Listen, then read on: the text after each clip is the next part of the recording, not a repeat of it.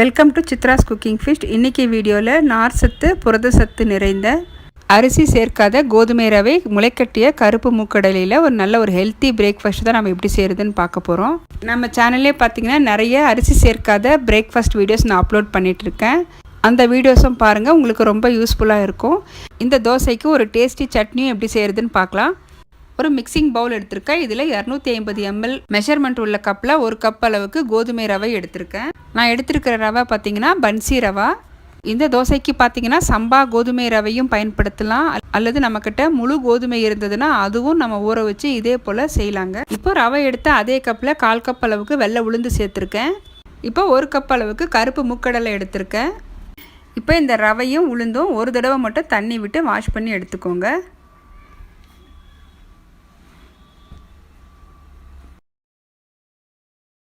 இப்போ வாஷ் பண்ணி எடுத்தாச்சு.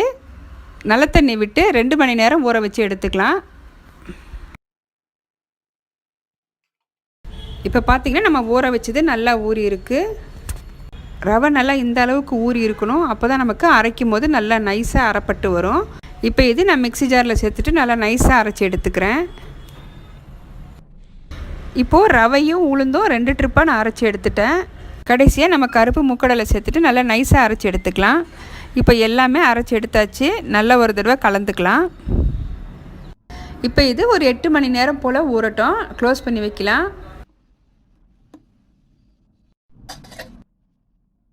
இப்போ மாவு பார்த்திங்கன்னா நல்லா மேலே வரைக்கும் புளிச்சு வந்திருக்கு பாருங்கள். நல்லா ஒரு தடவை கலந்துக்கலாம். இந்த மாவுக்கு தேவையான அளவுக்கு உப்பு சேர்த்துக்கலாம். உப்பு சேர்த்துட்டு நல்லா ஒரு தடவை கலந்துக்கிறேன்.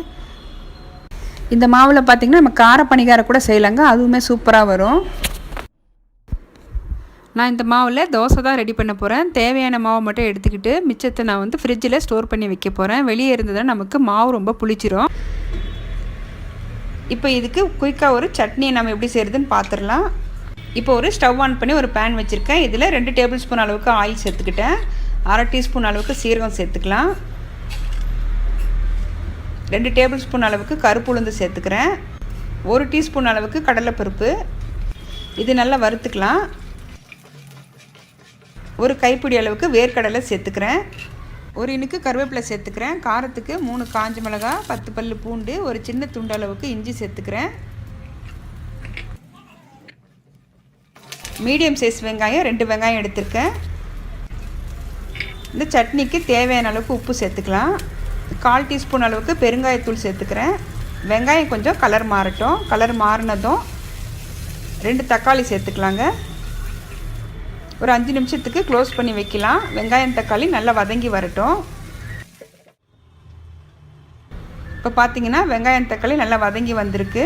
இது கொஞ்சம் நேரம் ஆறட்டும். ஆறுனதும் நம்ம அரைச்சி எடுத்துக்கலாம்.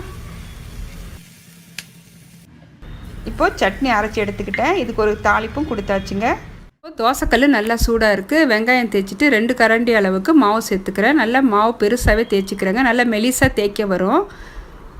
நம்ம பேப்பர் ரோஸ்ட்டு போலவே தேய்ச்சி எடுத்துக்கலாம். 1 ஸ்பூன் அளவுக்கு எண்ணெய் சேர்த்துட்டு க்ளோஸ் பண்ணி வைக்கிறேன். இப்போ தோசை பார்த்திங்கன்னா ஒரு பக்கம் நல்லா செவந்திருக்கு.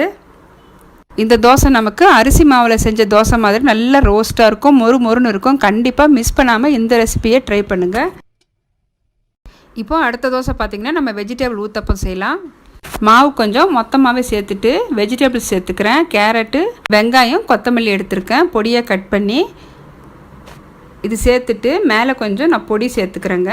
மேலே கொஞ்சம் எண்ணெய் சேர்த்துட்டு 1 நிமிஷத்துக்கு க்ளோஸ் பண்ணி வைக்கிறேங்க. இந்த வெஜிடபிள்ஸ் கொஞ்சம் குக் ஆகட்டும்.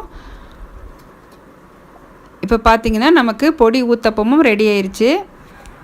இப்போ இந்த தோசைக்கு மேலே பசங்களுக்கு இன்னும் ஹெல்த்தியாக கொடுக்கணும்னு நினச்சிங்கன்னா பன்னீரும் கேப்சிகம் ஸ்வீட் கார்னும் சேர்த்து கொடுக்கலாங்க. அது இன்னுமே ஹெல்த்தி. இன்றைக்கி நாம் செஞ்ச இந்த சட்னியோட வச்சு சாப்பிட்டு பாருங்கள். டேஸ்ட் ரொம்ப நல்லாயிருக்கும். என்னோட இந்த ரெசிபி உங்களுக்கு பிடிச்சிருந்ததுன்னா வீடியோக்கு லைக் பண்ணுங்கள். மறக்காமல் நம்ம சித்ராஸ் குக்கிங் ஃபீஸ்ட் சேனலை சப்ஸ்கிரைப் பண்ணிவிட்டு பெல் பட்டனை ப்ரெஸ் பண்ணி ஆளுங்கிற ஆப்ஷனை கிளிக் பண்ணி வச்சுக்கோங்க. அப்போ தான் நான் போடுற வீடியோஸ் உங்களுக்கு தொடர்ந்து நோட்டிஃபிகேஷனாக வரும். தேங்க்ஸ் ஃபார் வாட்சிங்.